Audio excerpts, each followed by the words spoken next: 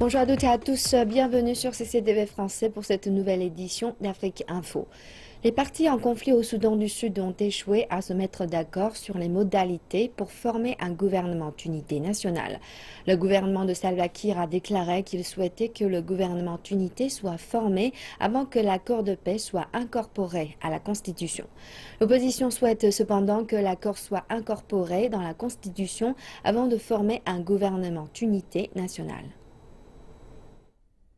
Le Soudan du Sud devra attendre encore un peu avant de voir la formation d'un gouvernement d'unité nationale. La commission conjointe de surveillance et d'évaluation, un organe formé pour surveiller la mise en place de l'accord de paix, a fixé au 22 janvier 2016 la date pour constituer le gouvernement d'unité nationale.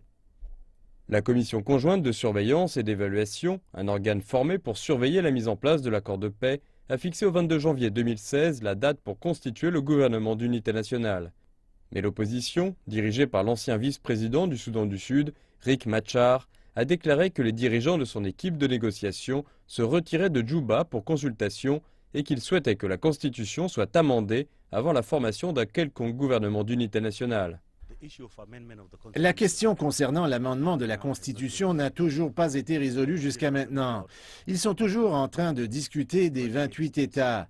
La question des zones tampons qui ont servi à l'accord de cessez-le-feu que nous avions signé avec le gouvernement n'a toujours pas été résolue. Nos forces, qui sont supposées venir à Djouba, incluant des unités de police servant à aider à sécuriser Djouba, n'ont même pas encore bougé. La question du retrait des troupes gouvernementales de Djouba, selon l'accord, n'a pas été résolue. Les forces gouvernementales se trouvent toujours à Djouba. Beaucoup de problèmes restent à résoudre. De son côté, le parti au pouvoir estime que le gouvernement d'unité nationale pourrait être formé dès à présent et que la Constitution pourrait être amendée plus tard. Nous nous sommes mis d'accord lors de la réunion de la Commission conjointe de surveillance et d'évaluation pour mettre en place un gouvernement d'unité nationale de transition le 22. À l'issue de la réunion, les représentants de l'opposition sont venus en affirmant clairement qu'ils n'étaient pas prêts pour l'établissement d'un gouvernement d'union nationale de transition, excepté après l'adoption de la Constitution amendée et sa signature en tant que loi. Selon la Constitution du Soudan du Sud, tout amendement de la Constitution prendra au minimum un mois. Si l'accord de paix doit être incorporé dans la Constitution, cela signifie donc que les Sud-Soudanais devront attendre au moins ce délai avant qu'un gouvernement d'unité nationale ne soit mis en place. Les 20 Égyptiens kidnappés la semaine dernière en Libye ont été relâchés. Les otages sont arrivés mardi matin au Caire. Le président égyptien Abdel Fattah el-Sisi les a personnellement accueillis à l'aéroport. Ils avaient été enlevés à Al-Joufra, une ville située à 750 km de la capitale libyenne Tripoli, dans une zone que le gouvernement ne contrôle pas. Le gouvernement égyptien a travaillé avec les autorités libyennes pour garantir leur sécurité. Nous ne pourrons jamais laisser nos fils dans le danger où qu'ils soient. Nous courons et les secourons, mais dans le calme, car nos mouvements doivent garantir qu'ils ne soient pas blessés. Grâce à Dieu, les efforts de ces derniers jours ont fini par payer. C'était attendu du président Al-Sisi. C'est l'un des meilleurs présidents que nous n'ayons jamais eu. Et c'est très positif et très beau de sa part d'accueillir nos frères à la maison. Le 8e pré-sommet de l'Afrique sur le genre a lieu en ce moment à Addis Abeba. Les ministres en charge du genre de presque tous les États membres de l'Union africaine y prennent part. Le pré-sommet veut envoyer un message fort à la prochaine assemblée de l'UA. Ici, ce sont principalement des ministres du genre d'Afrique qui participent aux 3 jours du pré-sommet africain sur le genre. Leur projet est de préparer l'agenda de la vraie autonomisation des femmes sur le continent avant l'Assemblée des chefs d'État durant la dernière semaine de janvier.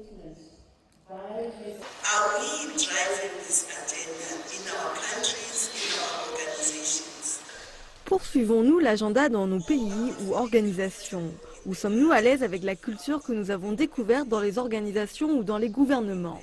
Ou sommes-nous effrayés de faire chavirer le navire dont nous ne voulons pas être ceux qui disent qu'elle est encore là?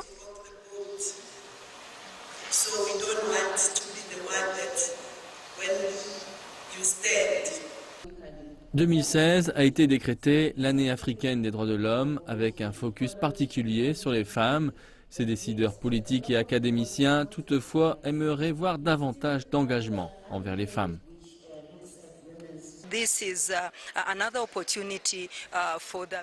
C'est une autre opportunité pour les ministres du genre responsables de la mise en place de ces politiques de rassembler et d'évaluer ce qui a été fait l'an dernier et ce que nous projetons de faire pour l'an prochain.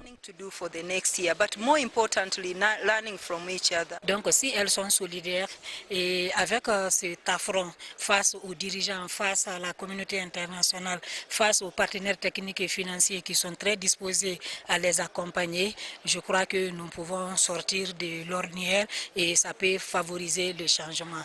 Donc c'est une prise de conscience, un éveil de conscience face à la situation de la femme. Mettre en place ce qui a été décidé reste un défi pour les femmes africaines qui n'ont pas une grande liberté et sont limitées dans les activités socio-économiques. La présidente Dlamini Zuma a affirmé qu'il était temps pour les femmes africaines d'arrêter d'être soumises et de commencer la transformation. Il est très important pour nous d'être actifs pour galvaniser les hommes progressistes. Car les questions autour des femmes ne sont pas posées ni discutées par les femmes. Les femmes doivent prendre les devants bien sûr, mais nous devons aussi faire venir des hommes progressistes. En Égypte, la visite du président chinois est perçue comme une chance de revitaliser l'économie. Cela fera bientôt 5 ans que les événements de la place Tahrir ont pris place. Depuis, le pays a traversé de nombreuses phases d'instabilité. L'économie s'en est trouvée profondément affectée et nombreux sont ceux qui espèrent que la Chine pourra contribuer à sa reprise. Le Caire est l'une des capitales les plus peuplées et les plus dynamiques d'Afrique. Mais les conditions de vie y sont devenues récemment de plus en plus difficiles. Cette détérioration a suivi celle de l'économie égyptienne qui tourne au ralenti depuis les 5 dernières années. Il y a aujourd'hui très peu de touristes au Caire et donc très peu de dollars dans les bazars de la ville. Dans la capitale, la sécurité est devenue une préoccupation de chaque instant. Dans certains quartiers, il est désormais interdit de filmer. Cela semble invraisemblable pour cette ville qui a tant d'histoire, de culture et de chefs-d'œuvre millénaires à partager. Le président Xi Jinping sera bientôt en visite dans un pays qui a été le témoin de changements dramatiques au cours des 5 dernières années. La population est enthousiaste à l'approche de sa venue et espère que la Chine pourra ramener l'Égypte sur la voie de la stabilité, de la prospérité et du développement. L'économie est en déclin et nous essayons d'y remédier, donc investir avec la Chine pourrait être une bonne idée. Je suis enthousiaste à l'idée de touristes chinois car lorsqu'ils voyagent, ils achètent beaucoup de marchandises. Les Égyptiens sont également des acheteurs potentiels et une coopération entre la Chine et l'Égypte dans les secteurs manufacturiers et industriels nous aiderait à améliorer la situation. La Chine est une grande puissance économique, ce qui est une bonne chose. En Égypte, nous essayons de grandir également, donc cette visite est une bonne chose.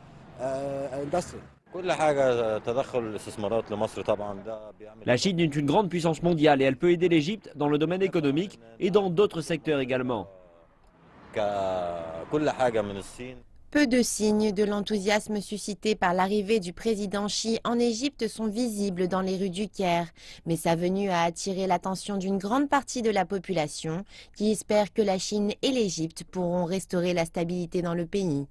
Le président Xi a quant à lui prévu d'aborder un grand nombre de questions lors de sa visite. En Égypte, le canal de Suez est une composante essentielle de la route de la soie maritime qui facilite la circulation de la Chine au sud de l'Europe. L'agrandissement de cette voie maritime et les projets potentiels d'investissement figurent parmi les priorités de l'Égypte dans les discussions entre les dirigeants des deux pays. Depuis le mois d'août l'année dernière, quand le président Al-Sisi a inauguré le nouveau projet du canal de Suez, cette voie navigable essentielle est capable d'accueillir davantage de bateaux, mais aussi des navires de plus grande dimension. Mais le premier projet national du président Al-Sisi n'était que le début d'un plus grand rêve égyptien qui devrait faire revivre les berges désertes du canal. Le Caire croit que ces projets cadrent parfaitement avec les projets de commerce international de la Chine. Le président Xi Jinping a livré un important message dans le cadre du projet Une ceinture, une route pour relancer la route de la soie en 2013. Et en 2014, l'Égypte a décidé de creuser le canal. Le pays a terminé le projet en un an. Le projet de développement du canal de Suez représente une véritable planche de salut pour l'économie de l'Égypte. Des zones de commerce et d'échange seront aménagées pour faire de l'Égypte une plaque tournante dans la région. La route débute dans les ports chinois. Il faut qu'il y ait un point d'arrivée. En reliant ces deux pôles, c'est une opportunité qui permettra au monde, et particulièrement aux Chinois, de venir et de nous envoyer leurs produits pour être transformés ou assemblés. L'utilisation de cette zone stratégique permettra d'atteindre les marchés importants en Europe, en Afrique et au Moyen-Orient. C'est une vision que la Chine avait déjà commencé à mettre en place avant la dernière expansion du canal de Suez. Une zone industrielle chinoise est déjà en construction et devrait pouvoir accueillir environ 200 usines. L'Égypte ne pourrait être plus satisfaite de la renaissance de la route de la soie maritime. Et lors de la rencontre du président chinois avec son homologue égyptien, il sera amplement question de ce projet économique qui tient à cœur au président Al-Sisi. Même au XXIe siècle, la culture traditionnelle égyptienne reste vivace. On ne la retrouve pas seulement dans les musées ou dans les pyramides. Au Caire, elle se mêle aux embouteillages gigantesques qui se créent aux heures de pointe. CCTV s'est rendu sur place pour essayer un hantor. Il faut beaucoup de sang-froid pour conduire dans les rues du Caire. Prendre un hantour, cette calèche traditionnelle tractée par un cheval, semble d'autant plus risqué. Mais pour de nombreux touristes et habitants, ce moyen de transport traditionnel est une expérience incontournable. Mohamed, conducteur de hantour, recommande d'ailleurs au président chinois Xi Jinping d'essayer lors de sa visite. Cela fait 15 ans qu'il exerce le métier et semble parfaitement à l'aise dans les embouteillages de la ville. Selon Mohamed, conduire un hantour est une chose aisée. Il m'explique que la conduite d'une voiture est une expérience similaire. Il suffit de tirer à droite pour que le cheval tourne à droite et à gauche pour qu'il aille à gauche. Il faut également se balancer pour maintenir une allure constante au trot. En revanche, il est plus difficile de s'insérer dans la circulation du Caire. Ici, dans la rue Gazir, nous sommes à l'écart des embouteillages. Quelques minutes de trajet nous transportent au cœur des événements qui ont récemment ébranlé la ville, sur le pont du 6 octobre. Il s'agit du quartier où la révolution de 2011 a pris place. Le Caire en porte encore les marques. Les ruines du quartier général de l'ancien parti en place ont finalement été déblayées 5 ans après que le bâtiment ait été incendié par les manifestants. Mohamed passe par cette route tous les jours. Pendant la Révolution, nous ne pouvions pas passer par cette route ou prendre des passagers à cet endroit. Si le président chinois montait dans mon hantour pendant sa visite, c'est là que je l'emmènerais pour lui montrer qu'aujourd'hui, le quartier est sûr et que les choses vont mieux. La visite du président Xi Jinping est considérée comme un honneur par certains locaux tels que notre conducteur. Cette visite est très importante car nous savons que la Chine est une grande puissance. C'est bon pour nous d'avoir des liens avec la Chine, c'est un honneur. La baisse du tourisme en Égypte, qui se poursuit depuis 2011, a sérieusement compliqué les affaires de Mohamed et des autres conducteurs de hantour. Malgré tout, ils n'abandonneront pas leur vocation. Les hantours sont utilisés comme moyen de transport des invités d'honneur en Égypte depuis l'époque d'Alexandre le Grand. Mohamed et ses collègues sont donc bien déterminés à continuer de faire vivre cette tradition.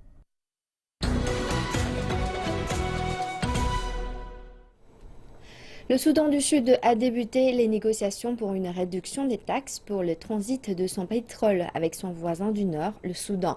Cette décision a été prise suite à la forte chute du cours du pétrole ces derniers mois. Le Soudan du Sud possède du pétrole, mais c'est son voisin du Nord, le Soudan, qui possède les infrastructures servant à le transporter.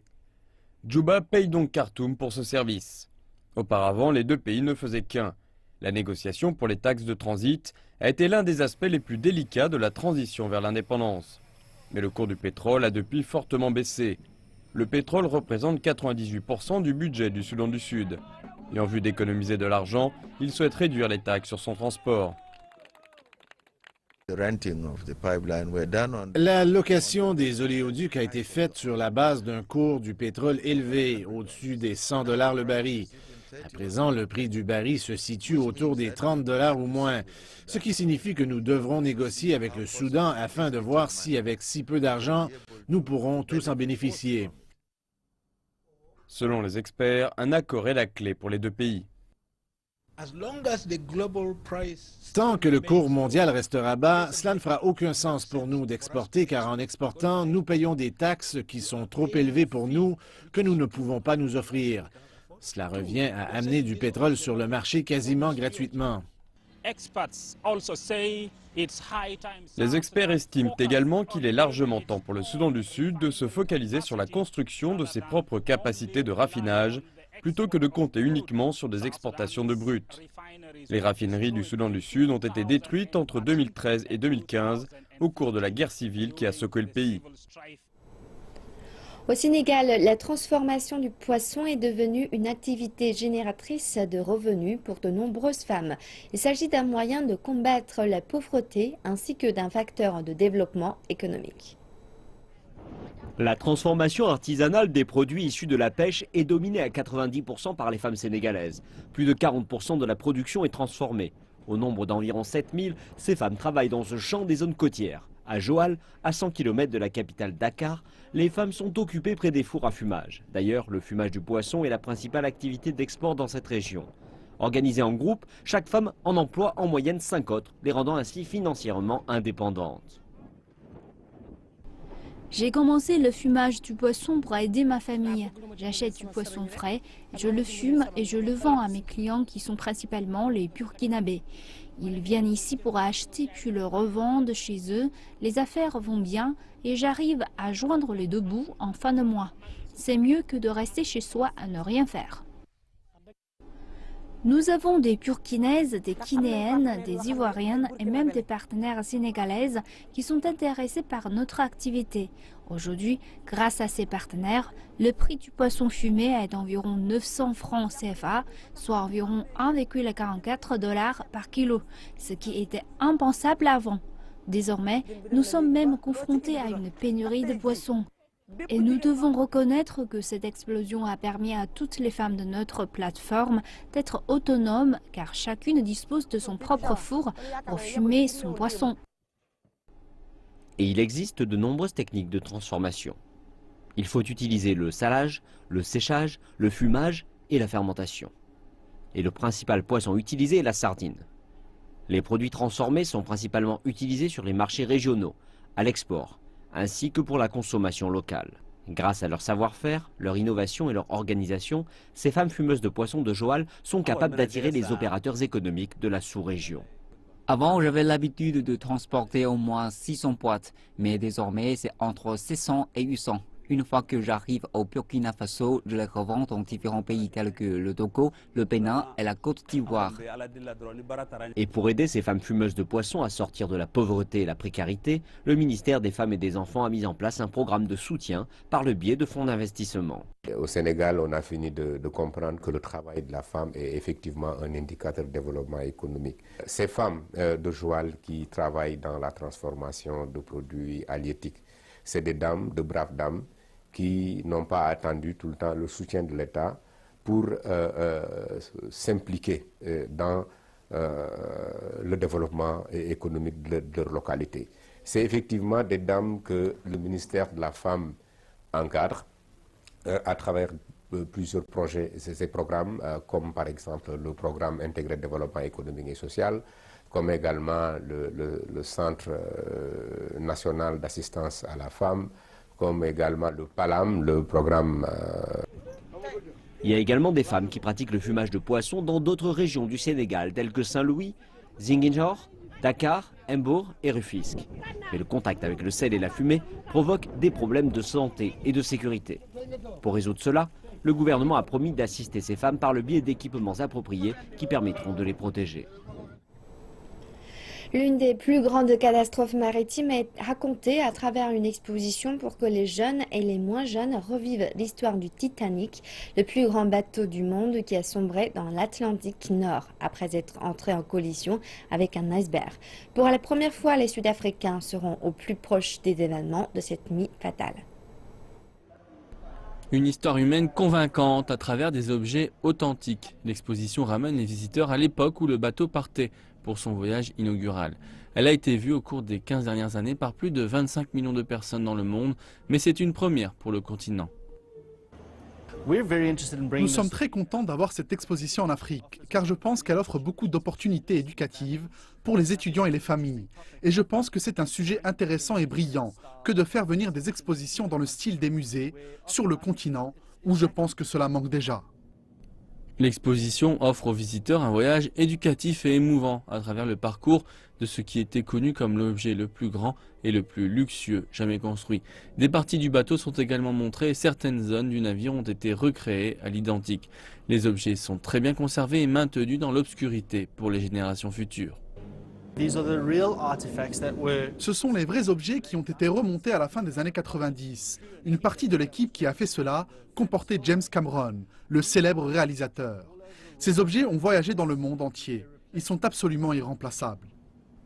Ces objets ont survécu pendant 100 ans dans l'océan. Nous avons plus de 140 objets à l'exposition, allant d'objets de cuisine à des bouteilles de parfum et même une bouteille de champagne avec du champagne encore à l'intérieur, ce qui est incroyable à voir. L'exposition est visible durant les 4 prochaines semaines. Le Malawi abrite certains des plus anciens vestiges humains et des reliques sacrées comme ces arts rupestres datant de l'âge de pierre. En hauteur de la vallée de la forêt de Chongoni reposent les vestiges du Malawi.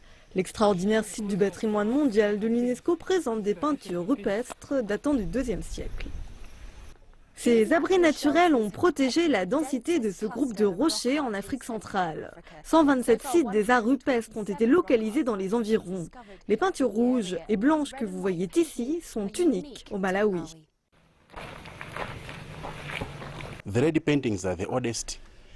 Les peintures rouges sont les plus anciennes. Elles ont été réalisées par les Akafula, parfois appelés les Abatras. Il s'agit de représentations d'hommes qui vivaient dans ces grottes entre moins 7000 et moins 2000 avant notre ère. Les peintures blanches, quant à elles, ont été réalisées par les Bantu Chewa. Elles représentent la diversité des espèces qui vivaient à leur époque, utilisées pour consigner les histoires et les musiques populaires d'antan. Le site du patrimoine mondial de Chongoni a été inscrit à l'UNESCO en 2006. Mais le site n'est pas assez protégé de l'homme moderne. Aujourd'hui, les peintures sont sous la menace de graffitis et d'incendies.